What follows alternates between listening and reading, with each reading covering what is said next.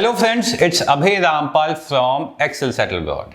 आज की video specifically dedicated रहेगी ऑस्ट्रेलिया रिफ्यूजल के रिगार्डिंग, और इस वीडियो में मैं स्पेसिफिकली एक रिफ्यूजल शेयर करूंगा एंड इस रिफ्यूजल में किन रीजंस की वजह से या किस स्पेसिफिक कंडीशंस की वजह से स्टूडेंट को रिफ्यूज किया गया है।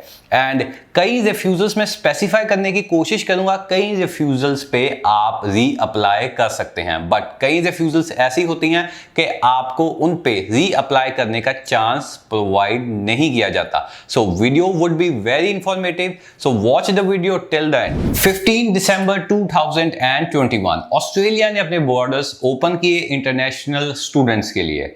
विद दैट काफी जौन से स्टूडेंट्स है जो पर्टिकुलरली ऑस्ट्रेलियन एजुकेशन या ऑस्ट्रेलियन यूनिवर्सिटी में ही स्टडी करना चाहते थे, उन्होंने अपनी एप्लीकेशंस लॉन्च करनी स्टार्ट की। विद दैट कई स्टूडेंट्स इंडिया में रह के ऑस्ट्रेलियन यूनिवर्सिटीज में स्टडी कर रहे थे, उन्होंने भी अपना प्लान बनाया कि now we gonna travel to Australia.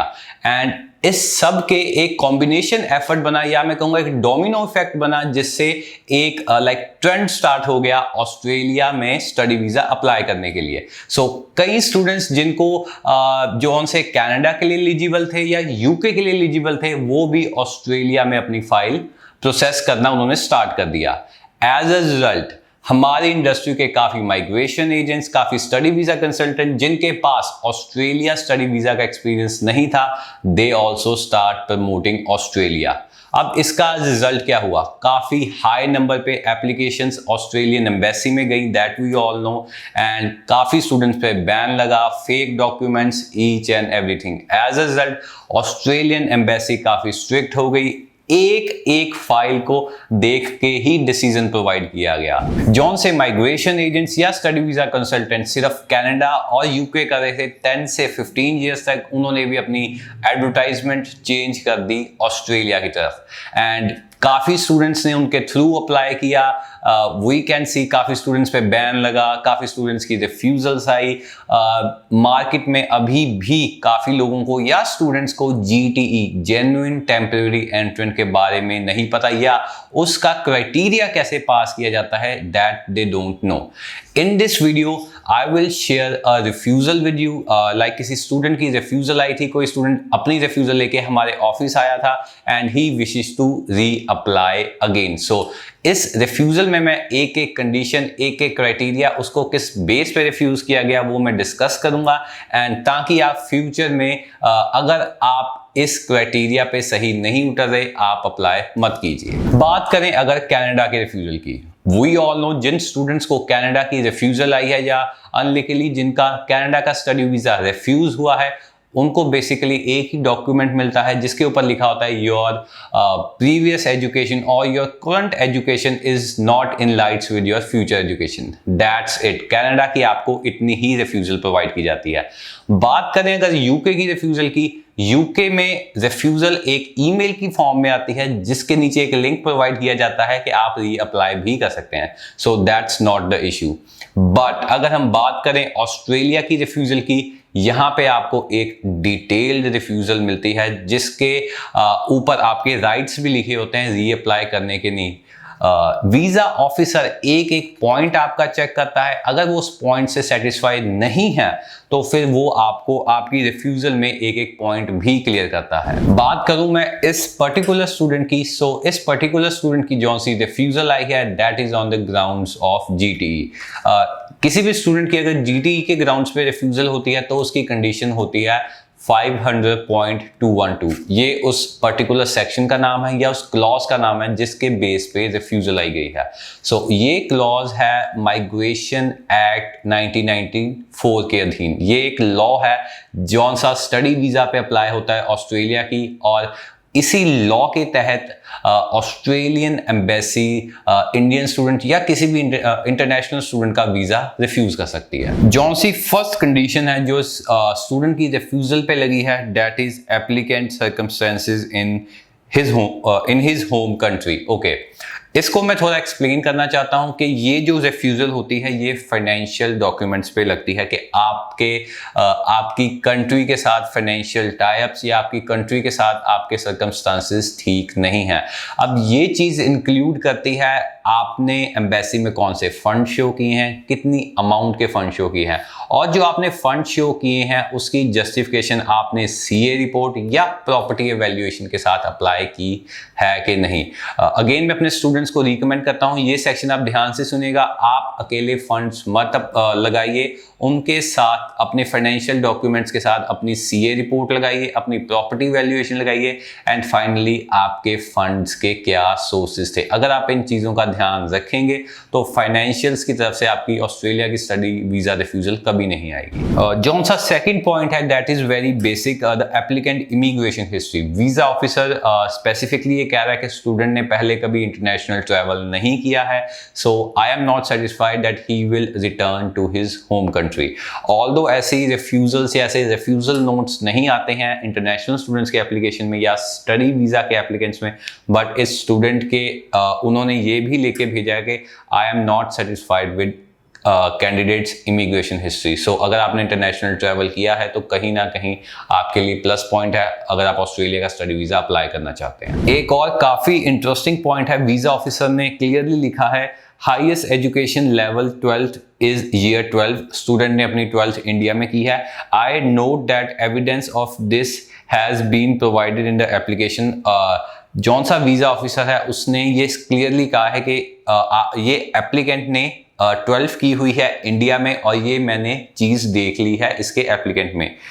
It has also been over a year since applicant has undertook studies.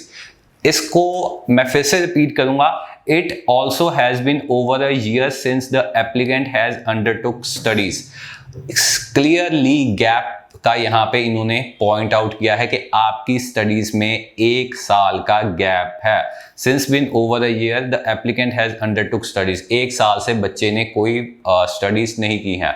ये बच्चा 2020 पास आउट है, रिफ्यूजल 2022 की है। 1 साल की उन्होंने जस्टिफिकेशन मांगी है और उसी बेस पे रिफ्यूजल हुआ है। अगेन एप्लीकेंट्स 2020 वाले अप्लाई मत करें क्योंकि ऑलरेडी हम देख रहे हैं कि वीज़ा ऑफिसर साफ साफ लिख के भेज रहे हैं कि 1 साल का गैप है, मैं इसकी फाइल रिफ्यूज़ कर रहा हूँ। सो गैप इन स्टडीज़ का भी ध्यान रखिए। मैं अपनी वीडियोस में कहता रहता हूँ कि आप अपनी एसओपी पे फोकस कीजिए। आपकी एसओपी वीज़ा ऑफिसर काफ़ी ध्यान से रीड करेगा। ऑस्ट्रेलिया का स्टडी वीज़ा कोई जेनरिक स्टडी वीज़ा नहीं है, कोई सॉफ्टवेयर इस वीज़ा का डिसीजन नहीं दे रहा है। दे आर बेसिकली ह्यूमंस, हमारी तरह या आपकी तरह कोई ह्यूमन ही डिसीजन दे रहा है। They are reading the SOPs. मैंने एसओपी पे काफ़ी डिटेल वीडियो बनाई है, do check that out. But अगर मैं इस एप्लीकेंट की बात करूँ तो वीज़ा ऑफिसर ने साफ साफ लिखा है in your SOP the applicant states on completion of the course I will return to my home country and begin my career as a software engineer and journalist C programmer. So आगे visa officer ने लिखा है applicant has not provided detailed convincing testimony as how they would achieve against prevailing employment. अब मैं इस चीज़ को आपको समझाने की कोशिश करता हूँ। इस बच्चे ने अपनी एसओपी में लिखा कि मैं इंडिया वापस आके जर्नलिस्ट सी प्रोग्रामर या सॉफ्टवेयर इंजीनियर बनना चाहता हूँ। बट वीज़ा ऑफिसर ने ये चीज़ देखी कि इंडिया में इन दोनों चीज़ों का इतना स्कोप नहीं है। आप वेस्ट जाके 20-25 लाख रुपए खर्च के अपनी डिग्री लेके आ रहे हो और इंडिया में आप ये जर्नलिस्ट सी प्रोग्रामर या सॉफ्टवेयर इंजीनियर बन के अपनी वो पैसे रिकवर नहीं कर पाओगे। सो आप देख रहे हैं वीज़ा ऑफिसर कितना डीप गया है स्टूडेंट की प्रोफाइल में। उसने एसओपी का एक एक पॉइंट उठाया है और उसके अगेंस्ट अपनी जस्टिफिकेशन प्रोवाइड की गई है। सो अगेन गाइज एसओपी बहुत ध्यान से लिखिएगा। ये ना समझिए कि एसओपी कोई नहीं रीड कर रहा। आप अपने एजेंट से एसओपी मत लिखवाइए, उनको एक रॉ एसओपी दीजिए और वो जब वो फाइनल एसओपी आपको प्रोवाइड करेंगे तो वो देख के ही अप्लाई कीजिए। आपको पता होना चाहिए कि आपकी एसओपी में क्या लिखा गया है। लास्ट लाइन जौन सी है रिफ्यूजल की, that is again based on के स्टूडेंट ने कौन सी एसओपी भेजी थी। I give weight to apparent lack of value of the course to the applicant future. Visa officer को लगता है ये जो आप कोर्स करने जा रहे हो आपके फ्यूचर में आपको कोई बेनिफिट नहीं करेगा. Which indicates the primary motivation for pursuing this course may be other than quality education in Australia. Visa officer ने साफ साफ कह दिया है आप ये कोर्स का सहारा लेके ऑस्ट्रेलिया पहुंचना चाहते हैं, आपका ऑस्ट्रेलिया में स्टडी करने का कोई इंटेंट नहीं है. सो अगेन ओवरऑल अगर ये एप्लीकेशन की बात की जाए, वीजा ऑफिसर बिल्कुल भी सेटिस्फाइड नहीं था. ओवरऑल अगर मैं देखूं इस केस को, मैंने डीपली स्टडी किया इस जब स्टूडेंट की रिफ्यूजल मेरे पास आई, so I would have given the same decision अगर मैं वीजा ऑफिसर की जगह होता. सो अगेन आप देखिए अपनी प्रोफाइल काफ़ी स्ट्रॉन्ग बना के ही वीजा ऑफिसर के पास भेजिए. आपके बैंड्स एक्यूरेट होने चाहिए, पूरे होने चाहिए जितनी रिक्वायरमेंट है. आपके एकेडमिक्स अच्छी होनी चाहिए, आपकी एसओपी गाइड्स बहुत स्ट्रॉन्ग होनी चाहिए, फाइनेंसेस बहुत स्ट्रॉन्ग होने चाहिए, तभी आप ऑस्ट्रेलिया का स्टडी वीजा अप्लाई कीजिए. वन मोर थिंग जॉन सी ऑस्ट्रेलिया स्टडी वीजा रिफ्यूजल या वीजा ग्रांट जिन बच्चों का हुआ है या जिन बच्चों की रिफ्यूजल आई है, वीजा ऑफिसर अपना नाम लास्ट में मेंशन जरूर करता है. सो आप देखिए कितनी डिटेल में आपकी फाइल की रिसर्च हो रही है.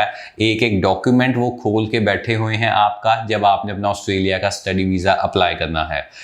वीज़ा ऑफिसर अपना नाम भी बता रहा है, अपना पोजीशन नंबर भी बता रहा है और अपनी पोस्ट भी बता रहा है कि मेरी ऑस्ट्रेलियन एम्बेसी में क्या पोस्ट है.